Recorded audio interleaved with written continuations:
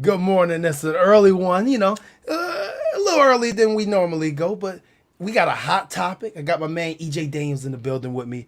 We are talking about this Julio Jones. Before we get started, let me not be rude. EJ, what's going on, my man? Nothing much, man. Just enjoying my opportunity to speak to the Bills Mafia. I never take it for granted. So thank you for letting me come on. Yeah, man. I mean, this is what we do. We talk, and today we got a hot topic, and this is one of the reasons I was so anxious to get on here because we talk about this Julio Jones deal, and it's a lot of chatter about him getting out of Atlanta, obviously with their salary cap situation, moving on, rebuilding, and the Bills' name has not come up in any talks yet or anything like that. The Patriots' name has come up as we've seen 1,000 times. They've never been around Julio Jones for like 2 years now. And we want to go over the reasons of why you guys believe and why we believe it's either good or bad. Because this could go either way. And we want to hear the opinions of y'all. And so let's hop to it, man. What you got on Julio Jones? Julio Jones is, you can make a case he's been the best receiver in the past 10 years. He has five straight from 2014 to 2018. He had five straight 1,500-yard seasons. There's not another receiver in the league that can say that they have that to their name. He's PFF's best receiver of the decade that he tapped into, I think it was last year. And so Julio Jones, if you talk about the ultimate separator, a physical specimen, he can still get it done. I mean, in about 10 games last year, he had an 86.3 PFF grade while being hurt. I mean, you guys, one of the biggest things you guys keep saying is that, Julio hasn't been on the field. But when he's on the field, there's no question that he is productive. And one of the biggest reasons why I want Julio Jones on his team is if you look, they said what he has done for Calvin Ridley. You brought that up, JT, when we were talking off air. What he has done for Calvin Ridley and what he can do for younger receivers in terms of bestowing the knowledge of the game to them, I think will be priceless for the Bills, young receiving core that they have coming along, the Gabe Davises, the Isaiah Hodgins that are coming along. So, I think if they were able to get Julio Jones, it would extend their Super Bowl window and give them the necessary firepower they need to compete with the Chiefs offensively. Right. And now make no remarks to this. Mistake. We have not heard anything about the Bills or inside knowledge the Bills actually going for Julio Jones or even being interested. We're just hypothetically saying.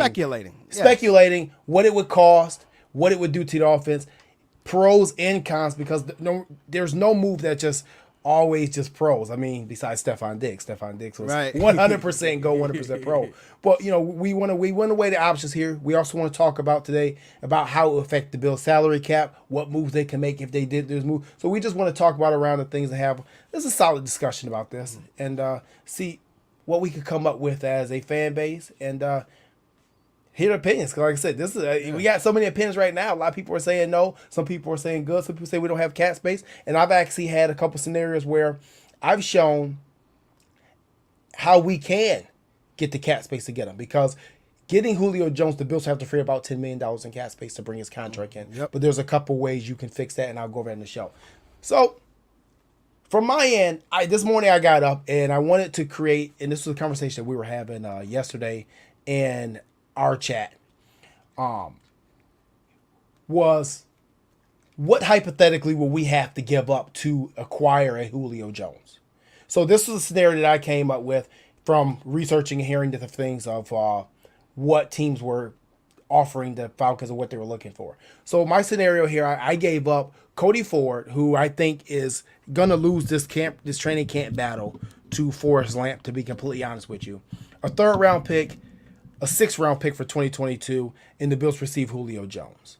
Now, we could argue that the third round pick I gave up may be a little high with the value of Cody Ford, because what I'm hearing is that NFL teams are actually offering Atlanta like a fourth or fifth round pick because of the value of Julio Jones' contract. It says it devalues his value, and it devalues him in a trade, per se. So that was my hypothetical trade, because that's a position that Atlanta still needs help in the interior offensive line. Cody Ford is young, and Cody Ford may need a fresh start. He hasn't been healthy since he got to Buffalo, essentially. I need you to break down and dissect my trade. EJ, what you think, man? So I may be with the Mafia just a little bit. I think that third rounder is really rich. And see, it's not just any third rounder. It's a Bills third rounder, so it would be a back-end third rounder. It'd be close to a fourth, then it would be a third.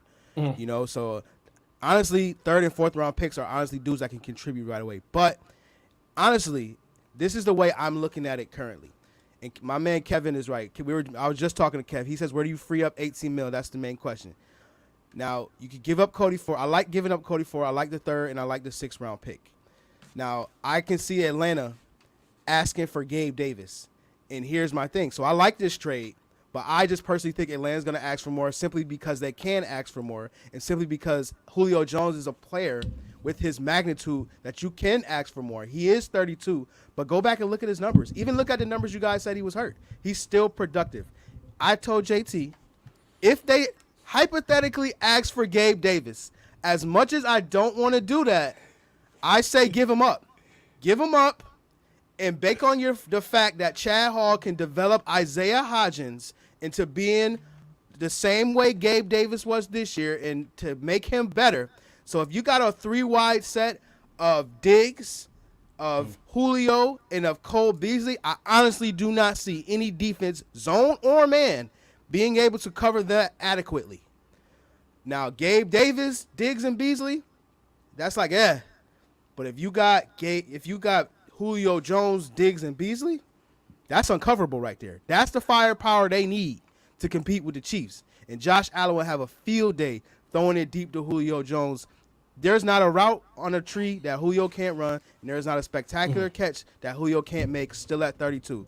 I say whatever Atlanta's asking for, give it to him because it extends the Super Bowl window for the Bills. And, you know, you're talking about a Super Bowl window, and you mentioned something just now, and you forgot, actually left one person out when you said Julio, Beasley, and Diggs, right?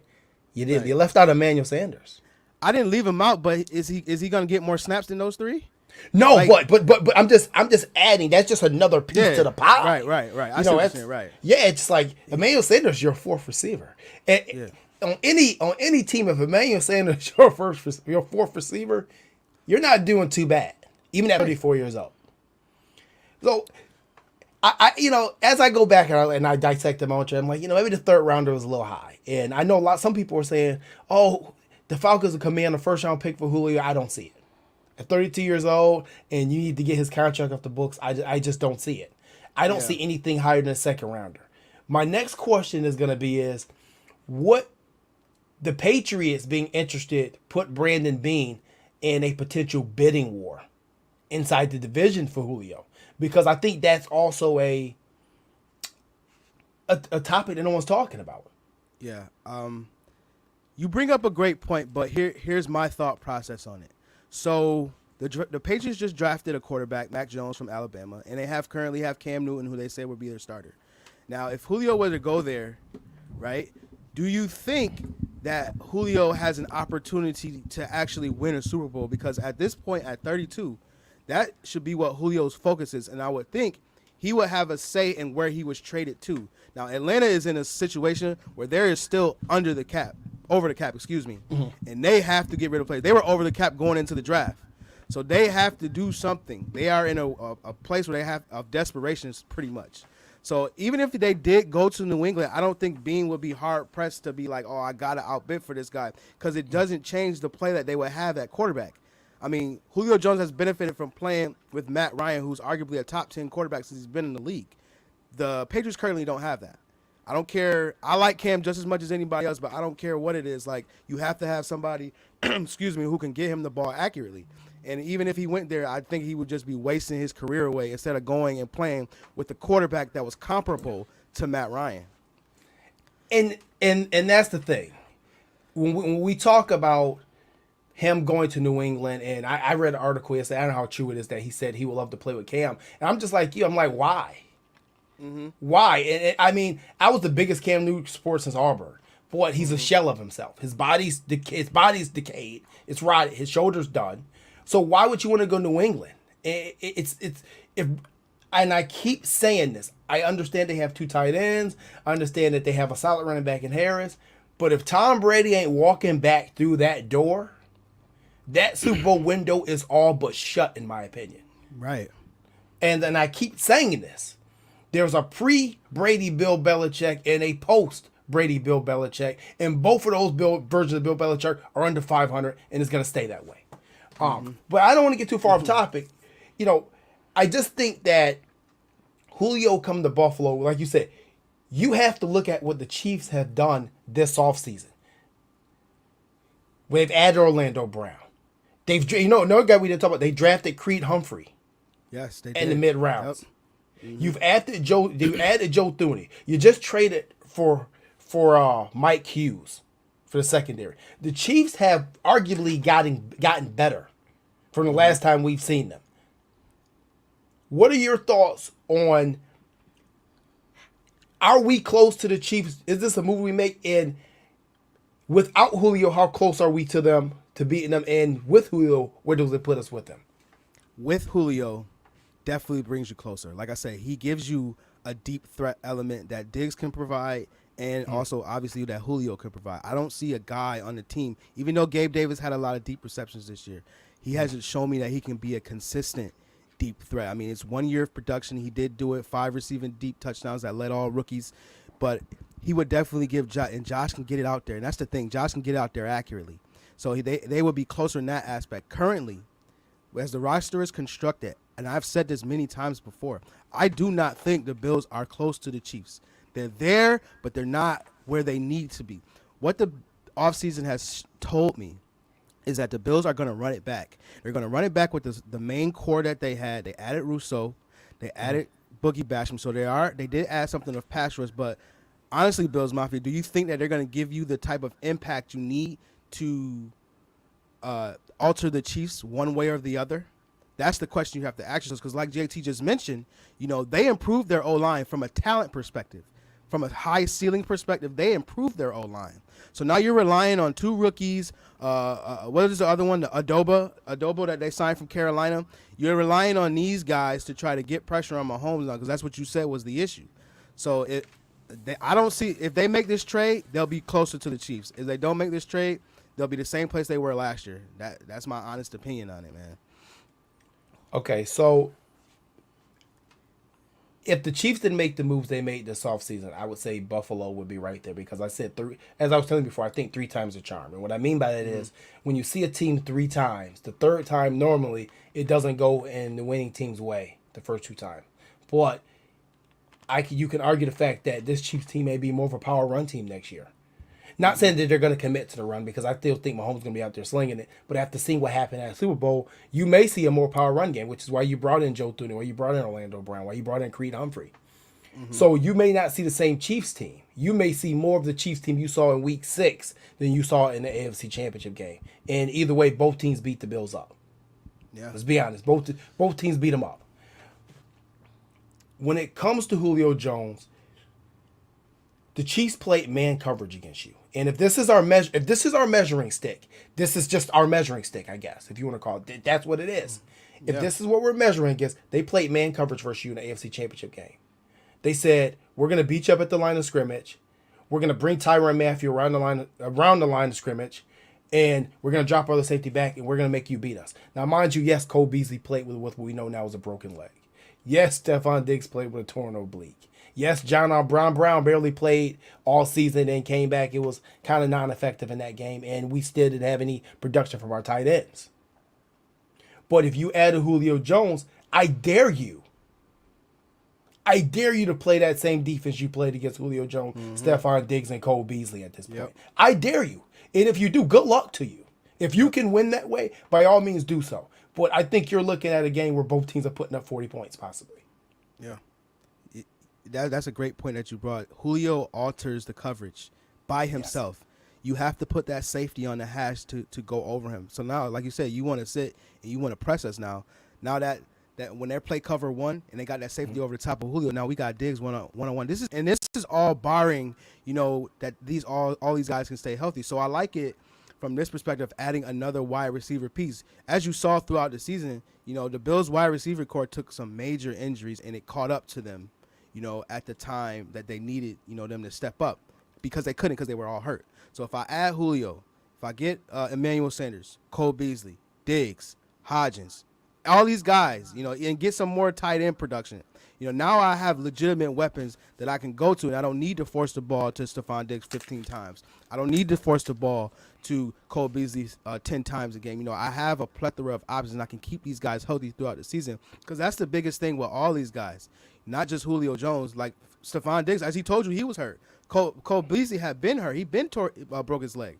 You know what I mean? So we got to bring in more bodies to keep our main horses fresh. And again, this would do that. And just to go back to my thesis, this would alter the coverage in the Bills' favor, where the Chiefs won't be allowed to just play man coverage and press the whole game. They would have to respect, each wide receiver that they have on each side. And before we get into the salary cap, because I know a lot of people have questions about the salary cap and how the Bills could free up space, and I've actually went through it all night and figured out 3 or 4 ways that the Bills could free up the space to not only acquire Julio Jones, fit his contract in, but then also have operating costs for the season following. I've done my research now. I've gone where and I've done my research. I'll also ask the question is, what kind of effect would adding Julio Jones have on the Bills' running game? Mm-hmm. As far as changing the coverage, that would have a massive effect on the running game as well, of putting people closer to the box. I would think. What kind of effect do you think that we have there? Singletary and Moss. I mean, Singletary guy, he looks like he's a linebacker now. Right. Again, I think he definitely offered the coverage. He would definitely in the running game, and even with the passing game. I was watching something from Nick Saban, a coaching point. He was just saying it's all about box count and numbers. And he would lighten that number that would be in the box count and to get freer run lanes, to get these gaps, in more favorable situations for the O-line. The only issue I have with this, though, is if you're getting this horse and you know that he will alter the coverage, what it will come back to is Brian Dable doing what we need him to do, which would be to call more run plays. As Zach Moss had stated in one of his interviews, it's about running the ball more. And so are you telling me that because I have this lighter box count, is that going to encourage Brian Dable to run the ball more? The answer to that question is we do not know, because the Bills, they play spread in 10 personnel, like I think the 5th most in the league or something like that. So, they had like box counts that they could have took advantage of, but they chose not to. So are you telling me just adding Julio Jones tells me that they're going to take advantage of those light box counts now? I can't sit here with the whole heart and say that Brian Dable is going to do that, because he's shown me that he will run one time in a playoff game and be okay with that. So you gotta ask me. You gotta ask yourself that question. So he would help the running game, but the running game would come down to the coordinator and his willingness to call these runs. And I think we both agree on that.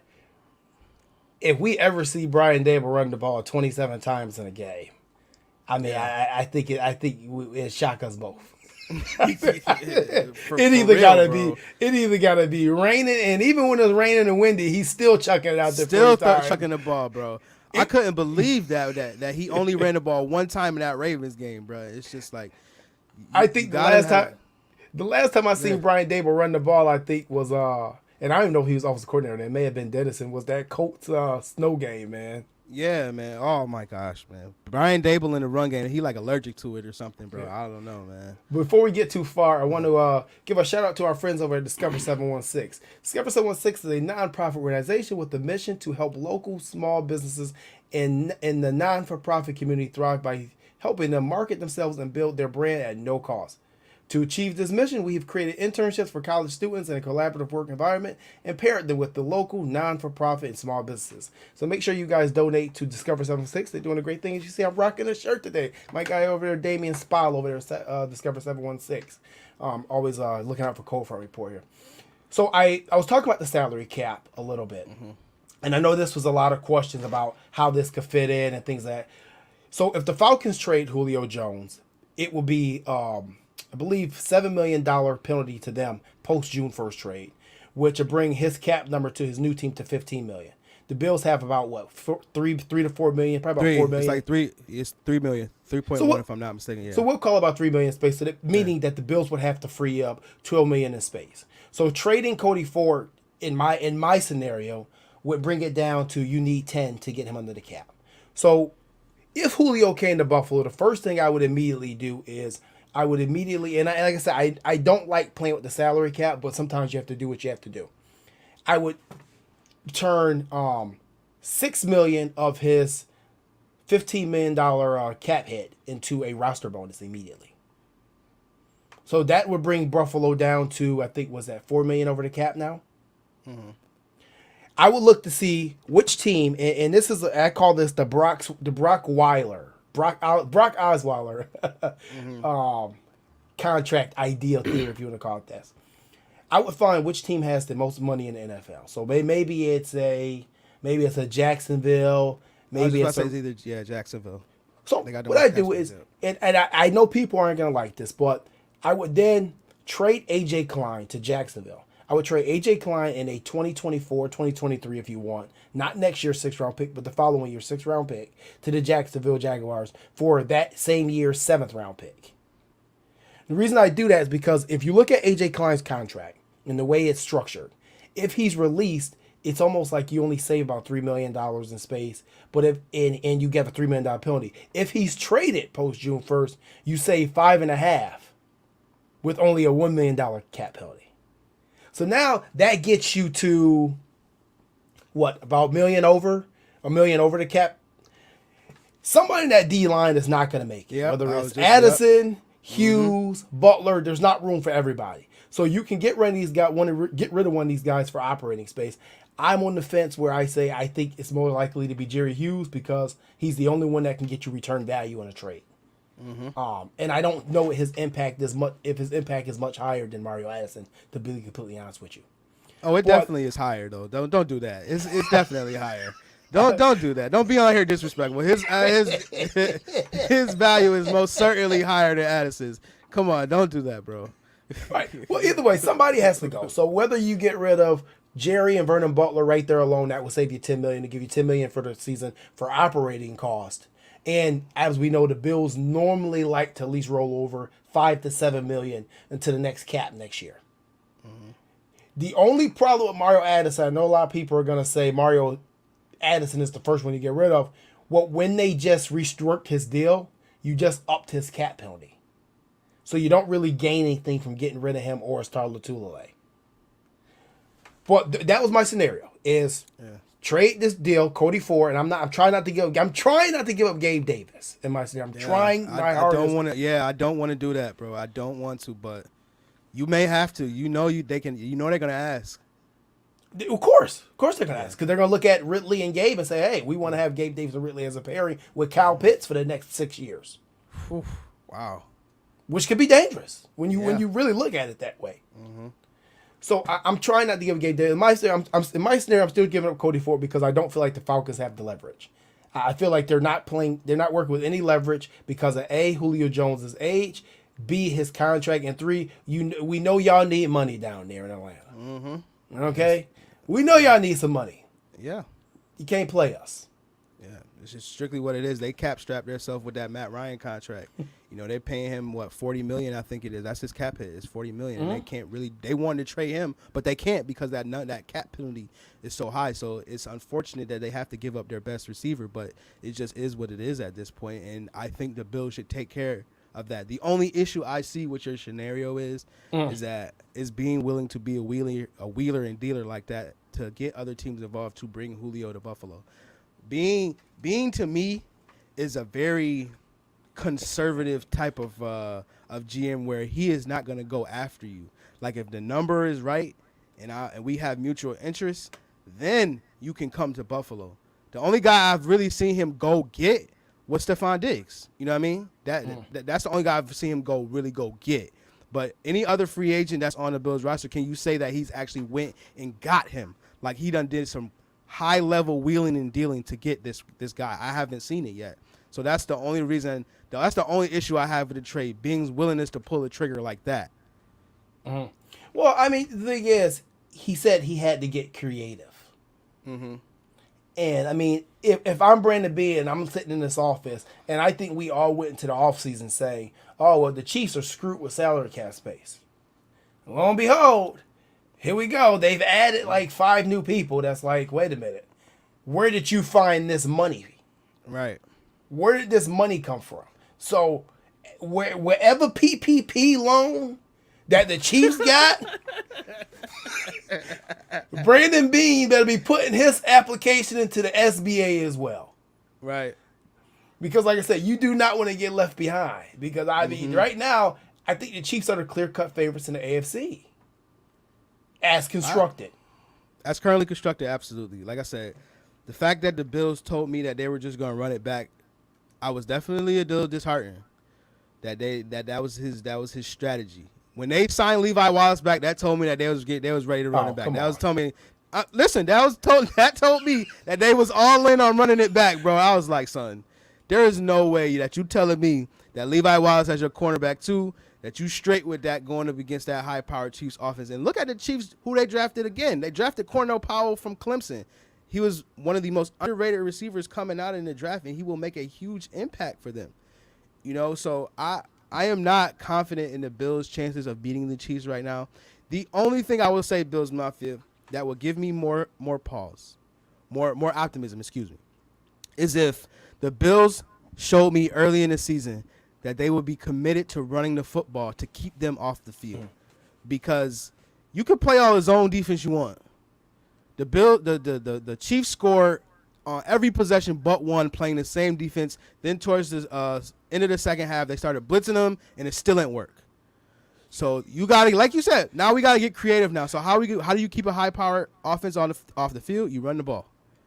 Has Dable shown the willingness to run the ball? Hell no. They ran the second least in the league.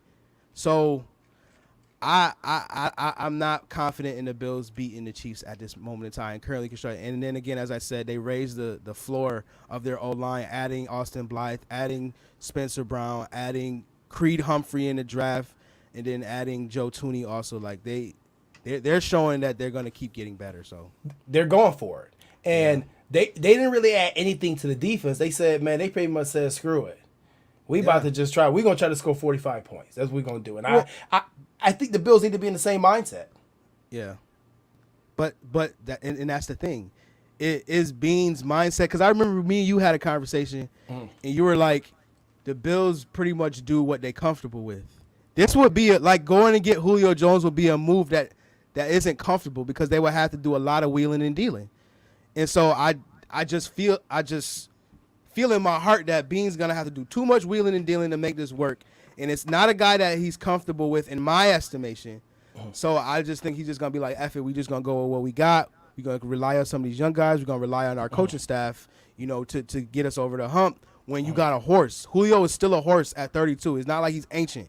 He's a horse who he has been hurt. But, see, that's the beauty of coming to the Bills. And this is the point I was going to bring up to you that I told you the young lady had brought up. She was like, Julio has a long, lengthy injury history. But if you went to a deep team like the Bills at wide receiver, he wouldn't have to be counted on for now 17 games to produce. He could, theoretically take some games off and, like in the NBA, get some load management going. You know what I mean? And then once the playoffs are rearing its ugly head, last 3 games you get him in there and he 100% healthy. And we've seen in that Super Bowl with the Chiefs what Julio's capable of at full strength. So I'm willing to bet on that. I'm willing to take a risk and a chance on that, man. I don't, but this is, I want to go back to your point where you said Brandon Beane doing what he's comfortable with. But trading for receivers is something that he's been comfortable with. Calvin Benjamin. Okay. Traded for Diggs. He tried. They talked about Landry before, so I think he actually is comfortable. I think this is his comfort zone. But one thing we're not talking about is what went wrong with Julio in Atlanta, because this ain't what's going wrong with him in Atlanta. This ain't got all to do with cap space and age and injury. Now, there's some gripes out there. Yeah, they said Julio has changed a lot of his attitude for the past couple years. When you have consistently, not winning, and you're not competing year after year, and you're constantly picking close to the top of the draft, it's just like, what am I doing with my career? Now, there's a lot of backstory on Julio Jones, and Julio Jones is really like a team-first guy. This is the same guy who didn't want to do track and field because it wasn't a team sport. He is a huge team guy. And that's another reason why I can see him wanting to coming to Buffalo and fitting, because, Buffalo is one of those, team first atmosphere where everyone loves each other and everyone's about winning, and they said that's what Julio values, team atmosphere and winning. And the Atlanta Falcons have not been winning. They have not. They have a new coach also. They just hired Arthur Smith from the Titans as their new head coach, and so it's just like there's a whole regime change. The Atlanta that he is used to is not there anymore, and they're gonna be they'll be in a rebuild. People think they're gonna compete. They're not gonna compete this year. Their defense is still sorry. So at 32, is Julio Jones gonna stick around for another 3 years with a new coach, with underperforming defense? And some new horses at wide receiver and tight end to be good in maybe 4 years when I can be traded to a city like Buffalo and compete for a championship now? Like, you got to ask yourself that question, bro. And it's just like, I would take the latter, bro, because Julio getting up there, man. And he's still productive. Thank God he's still productive and he's relatively healthy, but he got to think about his long-term career. So that is probably the reason why. Well, what I'm hearing is that he just been hanging around different people. He's trying to change. He lost. Some of his relationships with the organization kind of crumbled a little bit with certain people inside the organization, and it could be due to lose. It could just be due like, hey man, I'm 30 years old. I'm in my bag now. Yeah. I'm an owner too, baby. You know what I mean? It could be that. It could be that. He could be getting a little little jive on him. Yeah. I don't know. I think that for me, in my scenario, I think it's a no-brainer. Now, you start talking about Gabe Davis, that's when I start start getting a little uneasy about that. I do. You're right. You should be uneasy about that. But is Julio going to put you closer to a Super Bowl or Gabe Davis? I understand we have to think about 3 years down. I get it. I do get it. But I think it was you last night talking to Stevie. You said wide receivers are coming out more prepared to play in the NFL than ever, due to these camps, due to the difference in coaching, due to everything that they have available to them now to be better wide receivers. You can find a receiver in the second round that could be a Pro Bowler. DK Metcalf, second round receiver. Just saying, there's a lot of receivers that you can find coming out that can give you Dave Davis's impact. That's all I'm saying. You may be right. Another Gabe Davis. You may be right. You may be right. And another person we're not putting in this scenario is Marquez Stevenson. Mm-hmm. We're not even factoring him into this equation here with his speed being a receiver. So I guess we'll get ready to wrap this up. I think we went through everything. We went through the salary cap. Yeah. I've shown you guys ways that the Bills could create salary cap space for Julio Jones. We've shown what our scenarios are kind of be. We've heard some of your scenarios. I like Casamessary scenario about Gabe a little bit. I think I'm not fond of the Gabe in the second round pick. I'm trying to be greedy here. Okay, I'm definitely trying to be greedy. I'm trying to be greedy, but we'll see. But then we have people saying that this is ridiculous. So I'm gonna read this comment here, and I'm gonna respond. Yes, please. Yes. So this is ridiculous. So this is a ridiculous subject, not needed, right? Sanders in, Hopkins waking, McKenzie's trash is 5. Ertz will be a better guy to go get. Then you're talking Super Bowl, the running game improves. What? Okay, so this is the thing. We just talked about Julio Jones and his age and his injury history. But we want to go get Zach Ertz, who has definitely slowed down and his production has dropped. Right. And we don't even know we still don't even know how much of a factor that tight end is going to be in this offense moving forward. It hasn't been a factor yet. So we don't know if it's a scheme thing or a Dawson Knox thing or Tyler Kroft thing or Lee Smith thing or Jacob Hollister thing. Hopefully not. We don't know. Yeah. So it's not ridiculous. Emmanuel Sanders is 34 years old on a 1-year deal. Yeah. Cole Beasley is 32 coming off a broken leg. Next year going into the last year of his deal. Gabe Davis, we don't know. We haven't. Isaiah Hodgins has not taken one NFL snap. Stop, and I have to go back to the TFC. Go back. We have to go back to TFC. Go back. Stop bigging up players that are practice squad players because that's what we used to rely on here in Buffalo. As TFC said, we are better than that now. So we shouldn't be relying on Hodgins in our mind. We should say, hey, kid, you got to make this team or you're going to be in Miami or you're going to be in Cleveland or you're going to be in Dallas fighting for a roster spot. You're going to be Robert Fostered. Yeah. We're not relying on Robert Foster's no more. So I don't think this topic's ridiculous at all. Not when you're talking Super Bowl. When you're talking Super Bowl, ain't nothing ridiculous. That's it right there, bro. Listen. This I don't know who this young man is, but I want to talk to him right away. Right, specifically, excuse me.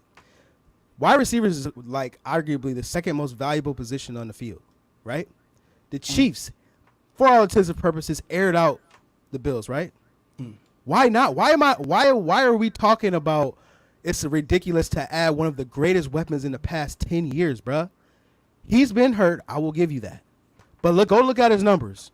Go look at his catches. Go look at his yards when he's played with a great quarterback. Matt Ryan's a top 10 quarterback. He's not my favorite quarterback, but he's a top 10 quarterback. Look at his numbers. You're telling me that a fully healthy Julio Jones wouldn't take the coverage off of Diggs and would have them eating? Julio will be seeing second cornerbacks pretty much every game he play. And you're telling me that he wouldn't win against that? You telling me that the Bills wouldn't be able to up their points? You telling me that the Bills wouldn't be able to make more plays by adding a guy like Julio Jones, who's probably going to make the Hall of Fame?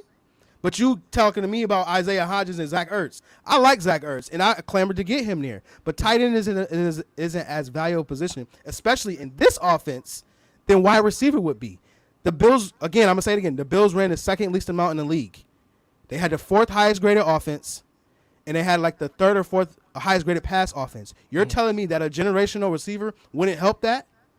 They have shown that they can win without a tight end. But once they got Diggs, they went to the AFC Championship. So you tell me. Right, because the thing is, when we talk about Julio, we're not worried about his 40 time. We're not worried about his vertical. We're not worried about his hands. We're not worried about him making plays. We're just worried about his health.